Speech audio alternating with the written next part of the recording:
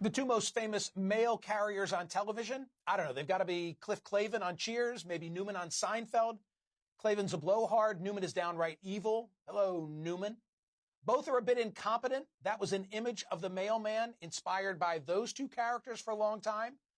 But today's guest, Stephen Grant, found out how wrong that stereotype is. At 50, when COVID struck, he was suddenly out of his corporate gig. He'd been a marketing consultant, and delivering mail would be a major pay cut. With a family to support, he needed work. And more importantly, he needed health insurance immediately because he'd been recently diagnosed with prostate cancer. So once he became a mailman, he discovered it was a tough job. Used to mental work, this was physically strenuous, and he had a rural route in Appalachia.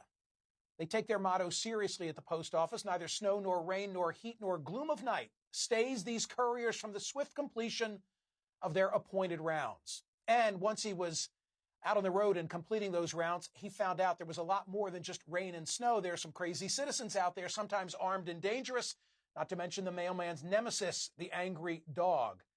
But there were benefits, not spelled out in his contract: pride in getting something accomplished, getting to know quirky people at work, learning about America at a very granular and ground level. And he had plenty of time by himself, giving him a chance to think about his life and the world in general. Today, he's back to white-collar work, but he hasn't forgotten the very important lessons from delivering the mail. And he's here to discuss his well-reviewed brand new book about those days. It's called Mailman, My Wild Ride, Delivering the Mail in Appalachia and Finally Finding Home. Stephen, I have learned from you, the mailman or the mailwoman knows an awful lot. Explain. Yeah, well, I'll tell you, from my very first day in the post office, I could hear the carrier on my home route 2 cases over say, "He's got a big house up on Brush Mountain. I don't know what he's doing here." Is he a professor? Blacksburg's a college town, home of Virginia Tech. And no, he worked for Prudential for a while. I think he's some kind of economist, because I got the Economist magazine. And, and so immediately I was like, whoa, they know a lot about me. Oh, he has 2 new cars. That was another piece of data that had gotten filed away. And, your letter carrier knows when your birthdays are, who your relatives are you a heavy Amazon user, or are you a light Amazon user? And sure, everything from Amazon comes in that anonymous brown box.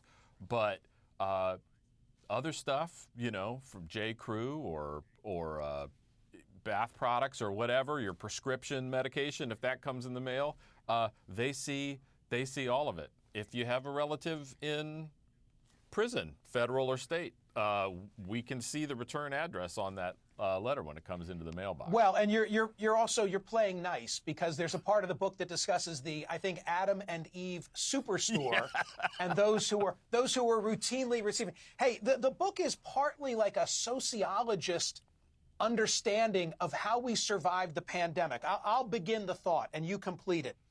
There was a lot of talk at the start of the pandemic that people were going to learn to knit or paint, learn to keep bees or make sourdough. So much sourdough talk. But the mail doesn't lie. Okay, what did you learn about the pandemic? How did we survive? So, there's these public performances that people were putting onto social media, and then I was seeing what was going into folks' mailboxes. Enormous boxes of weed from Colorado, where it was legal at the time. I remember at one point a box busted open on the loading dock, and I looked across at another carrier who we were both loading our trucks up, and I was like, "Is that marijuana I'm smelling?" And these vape capsules had busted open all over the concrete there. Folks were trapped in their homes. The number of people during that year, particularly at the beginning of the pandemic when the lockdown was really being taken seriously, I would see folks, and I was almost proof of the outside world. Gosh, I haven't talked to another living soul in person in 4 weeks, 6 weeks, 2 months. And it struck me that the Postal Service delivers more than just the mail. We delivered a sense of dependability, regularity, normalcy to people, particularly during those times of the national emergency that was the pandemic.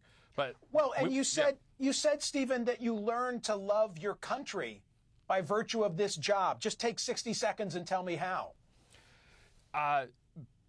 This is a good country full of good people that do good work, that are worried about their families. You know, the segment that you had on earlier today about this disconnect between what people perceive as happening out there versus what is actually happening in their homes and the reality of what life is like in this country.